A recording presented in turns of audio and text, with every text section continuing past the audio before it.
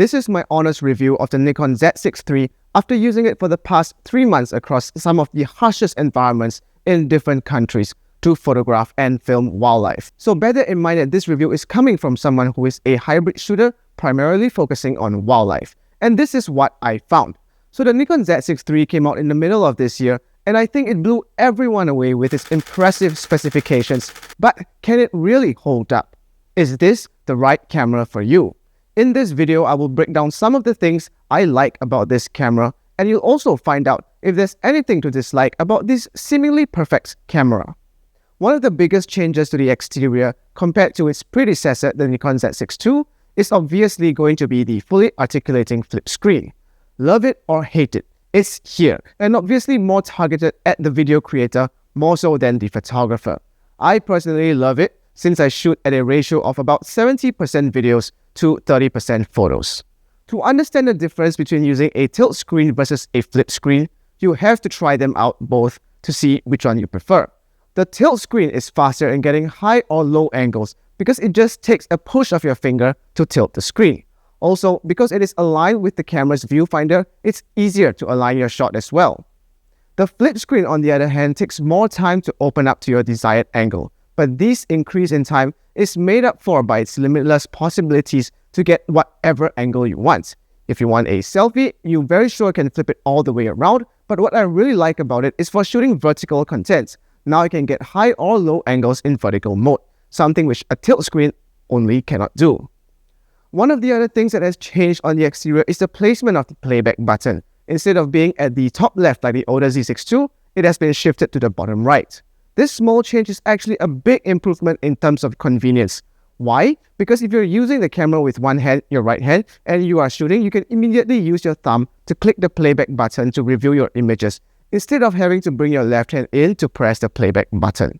This might seem like a minor thing, but actually if speed is something that is crucial in your shooting process, like for instance in wildlife photography, I always want to check quickly if I got my shot before firing another round of images. This actually saves seconds.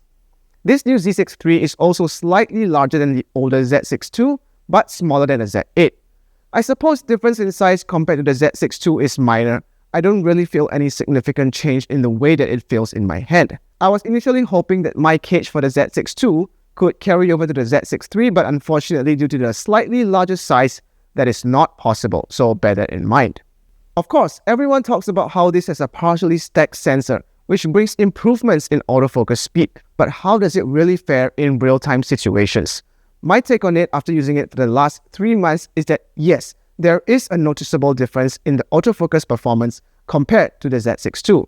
And it's not just with Z lenses. I've used the FTZ adapter on the Z6III with both Nikon's f-mount lenses and even some third-party f-mount lenses, and it performs flawlessly. For me at least, I think there is at least a 20 to 30% increase in hit rate compared to the Z6II if you're using f-mount glass, and now that I've switched over to Z lenses, that percentage goes up even higher.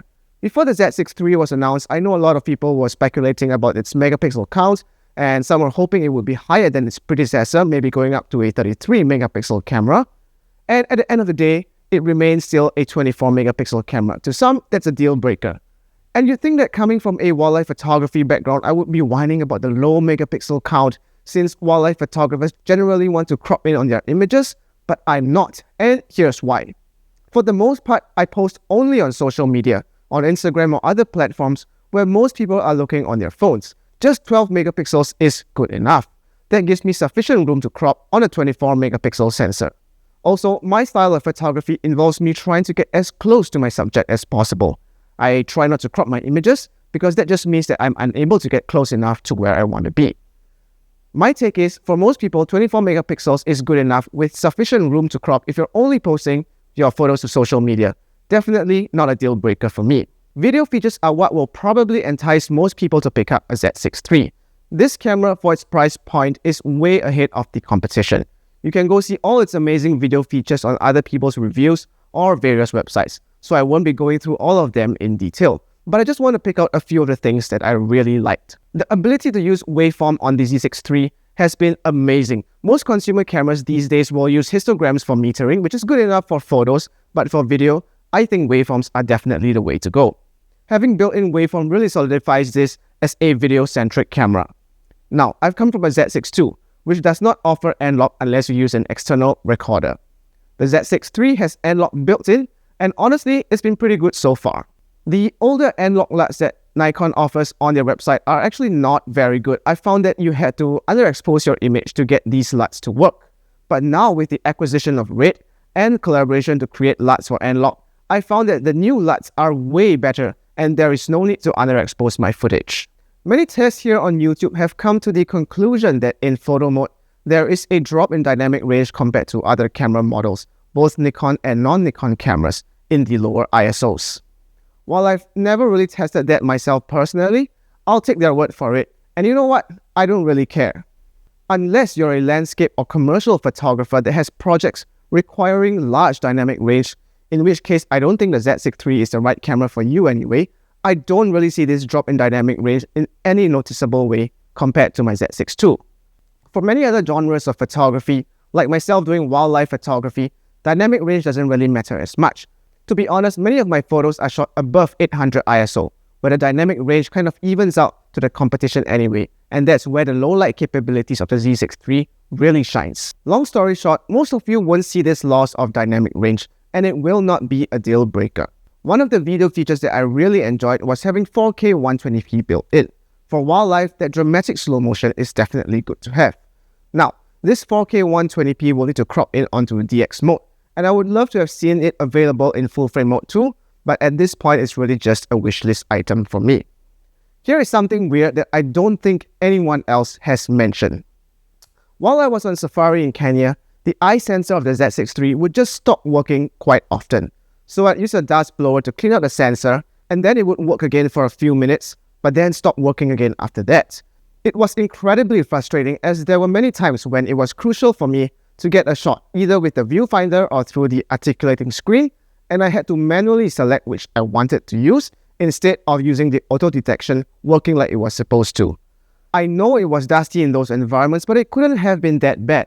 My second camera, the Z6 II, was working perfectly fine there, and another person I met who was using the Z6 III also in Kenya as well said he had the same exact issue happen to him, while his second camera, the Z8, had no problems at all. Now I'm hoping it's just a coincidence that our two units just so happen to have this issue, though that's fairly unlikely.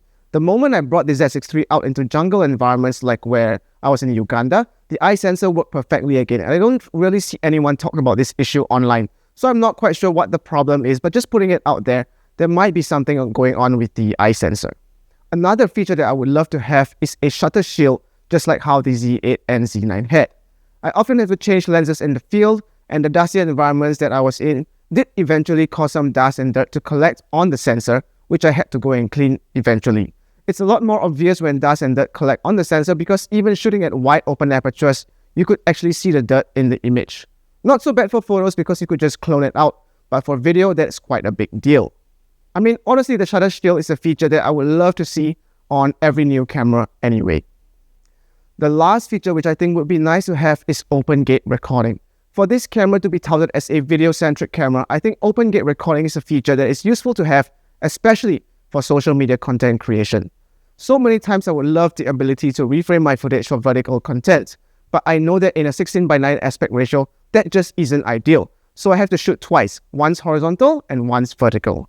This is just me being nitpicky, not an inherent issue with the camera, but really a feature that I would love to see in future video-centric cameras as well.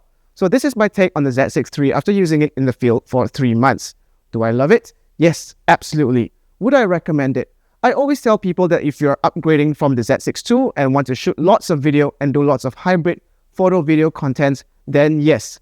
If you're more photo-centric, the Z6 II still holds its own fairly well, but if you have the budget, go for the Z8 or Z9 instead.